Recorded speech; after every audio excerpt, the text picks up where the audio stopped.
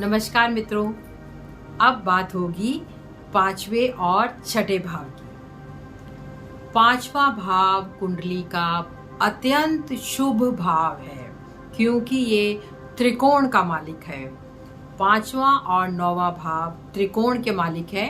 कुछ लोग पहले पांचवें नौवें को त्रिकोण मानते हैं, लेकिन पांचवा भाव तो त्रिकोण है ही और बहुत ही शुभ भाव है। यहाँ से हमको संतान के विषय में पता लगता है कि आपकी संतान कैसी होगी, कब होगी, कितनी होगी।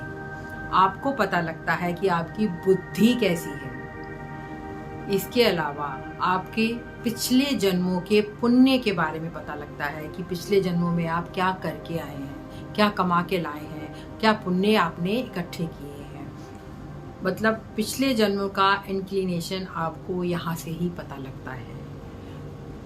और इसके अलावा पांचवें भाव से आपको अपने प्यार के बारे में पता लगता है, आपको अपने लव लाइफ के बारे में पता लगता है। तो पांचवा भाव अत्यंत शक्तिशाली है मित्रों। वैसे तो कुंडली के सभी भाव बहुत महत्वपूर्ण हैं, लेकिन कुछ भाव ऐसे हैं जिनको हम कभी भी जिसे कहते हैं ना कि जिनकी अनदेखी हम कभी भी नहीं कर सकते। उनमें से ही एक भाव है पांचवा भाव, जो कि संतान के बारे में बताता है, हमारी बुद्धि के बारे में बताता है, हमारे पूर्व जन्मों के बारे में बताता है, हमारी साधना के बारे में, ध्यान के बारे में हमको बताता है।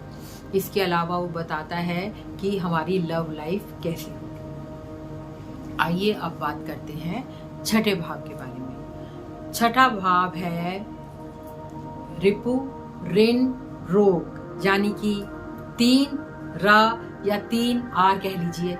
रिपु हो गया दुश्मन, रोग हो गया कोई बीमारी, ऋण हो गया जो आप कर्जा लेते हैं। तो छठा भाव जो है दुख का भाव है।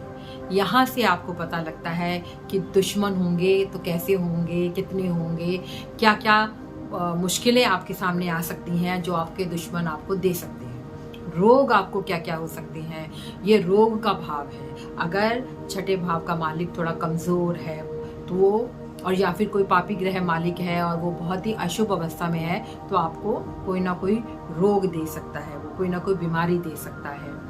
तो रिपु हो गया दुश्मन, रोग हो गई कोई बीमारी, और ऋण, आप कर्जा अगर लेते हैं तो कितना लेंगे, चुका पाएंगे कि नहीं, आपके ऊपर किस तरह के कर्जे हो सकते हैं, ये सब चीज़ों के बारे में छठा भाव बताता है। तो क्या क्या बताता है छठा भाव? आपकी कोई बीमारी हो, आपके कोई दुश्मन हो, या आपका कोई कर्जा आपने चुकाना हो, या कुछ लेना हो, तो ये सब इस छठे भाव से पता लगता है।